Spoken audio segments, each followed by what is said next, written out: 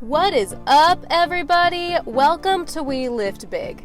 I am your host, Bria Gabor, personal trainer, video podcast personality, and award-winning performer. My mission is to educate, entertain, and enact a stronger, happier you. Because when we put in the work to achieve habits for lifelong health and self-love, we open ourselves to the amazing opportunities that come with a life well lived. New content coming out weekly, so I need you to get up, fasten your shoes, and lift big. What is up, everybody? I hope you are having a beautiful week so far. I think the sun is finally starting to come out a little bit more. We are getting the beautiful spring days here in good old Santa Rosa, California. And today I wanted to leave you guys with a nutrition tip.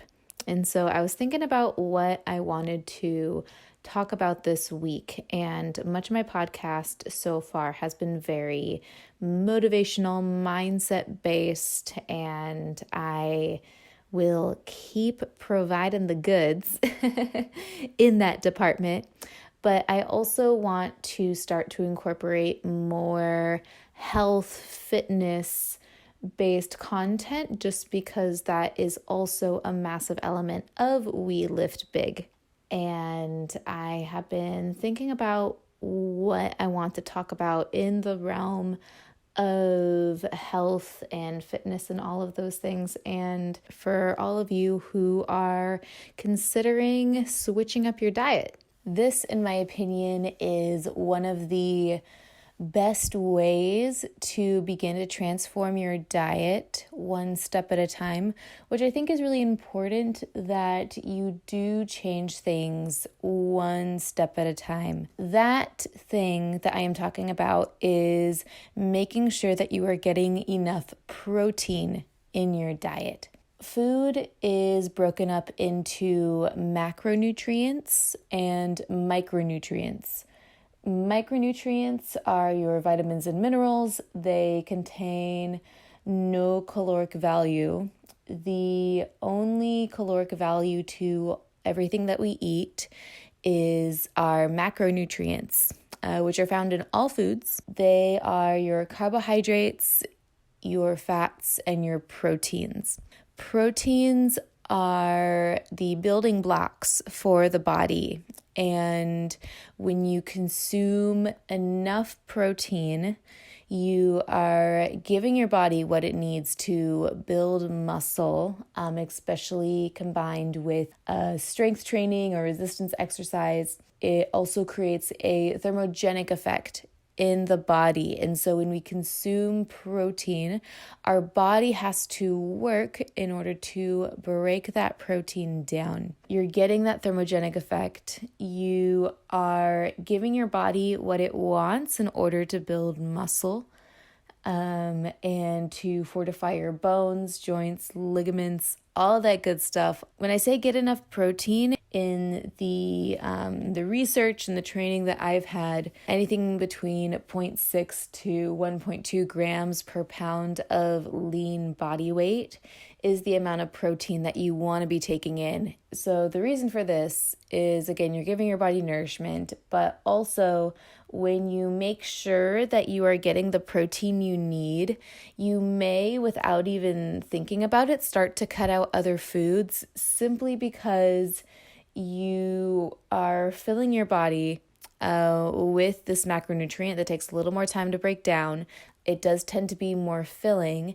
And so usually what would happen is, if, say, you're reaching for that turkey breast or that Greek yogurt because you're trying to get in your protein, you're not going to have as much hunger or as much room. You'll start to make better choices without even recognizing that you are changing your choices.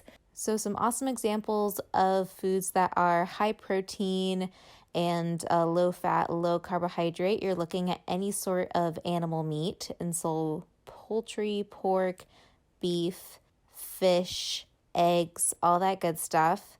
I'm also a huge fan of Greek yogurt, especially if it's plain non-fat Greek yogurt. Protein powders, the less ingredients in your protein powder, the better. The more it's just a protein isolate, whey or casein. There's a lot of different proteins out there. Or for vegan proteins, I am a huge fan of pea protein, pea or seed proteins. And then also for if you do not eat animals, some good protein sources, you are going to be looking at nuts, seeds, beans, tofu. So look at what you're currently eating. And if you don't see a lot of these types of foods in your diet right now, start to incorporate them. And so if you're someone who has oatmeal and fruit in the morning, add that Greek yogurt. Have that extra protein. If you have avocado toast, add that tofu or add some chicken on top. There's a lot of different ways to start to get your protein into your day. And those are just a few examples. Honestly, I could do a totally more in-depth podcast about this, and I intend to.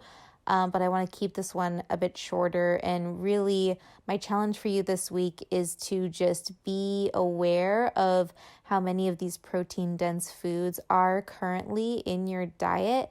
And if there's just one or two times that like chicken will show up or fish, or if you realize that you're not getting a lot of these foods, start to find ways to incorporate them more, and you can get creative with it. And so that is all. I love you guys so much, and have an awesome week.